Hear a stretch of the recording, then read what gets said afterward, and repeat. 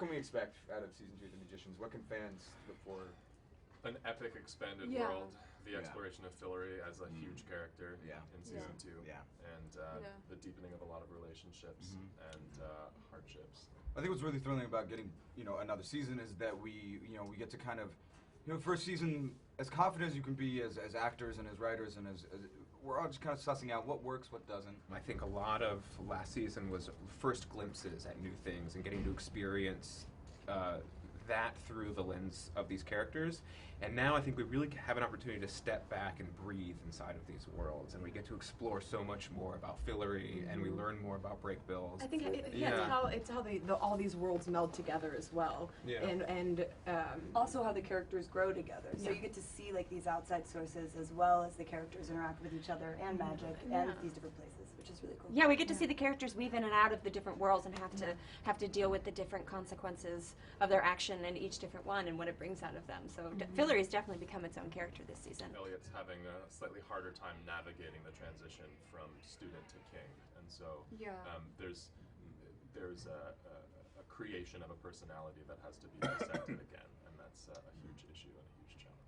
But that's interesting because I think in the books it kind of skips directly to ELIOT being, feeling his oats as the king of Fillory. So we get to see that journey. We get to see more of that journey for sure. And we can say that Fillory does affect everyone, including me. So. All the real world people in Fillory. Yes, absolutely. Yeah. We're all affected by it, and it's a new turn. It's a new chapter.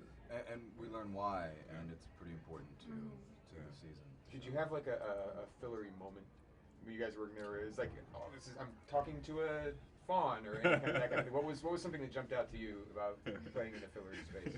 Seeing the throne room, for sure. Seeing the throne room was.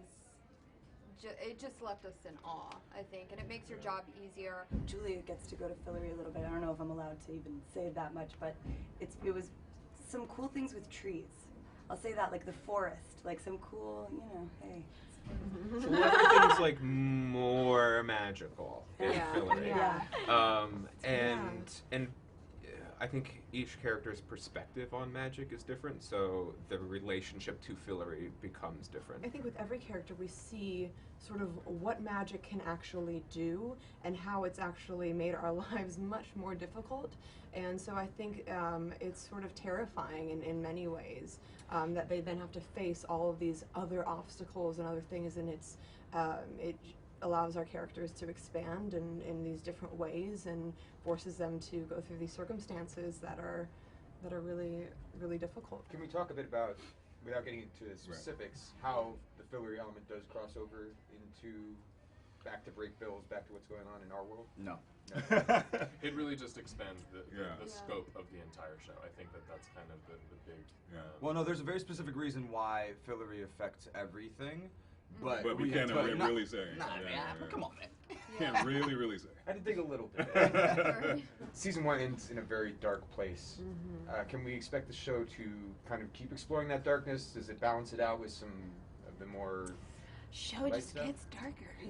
But it's I mean, assuming Alice's story follows the books, we're looking at some real I mean, we weave in and out of what the beautiful books Lev wrote, and we get to kind of move things around, but there was no getting out of where we were anytime soon. They're at the they're downward spiral. We have to make our way back up. So we definitely see them go down dark paths still, and but there's still lightness, and the humor is still there, and I think it's very intelligent, and well, you say you can't see the light without the dark, right? And I think as things progressively get darker, you also see the lighter side of it as well, and in all of the characters and in all of the experiences as well.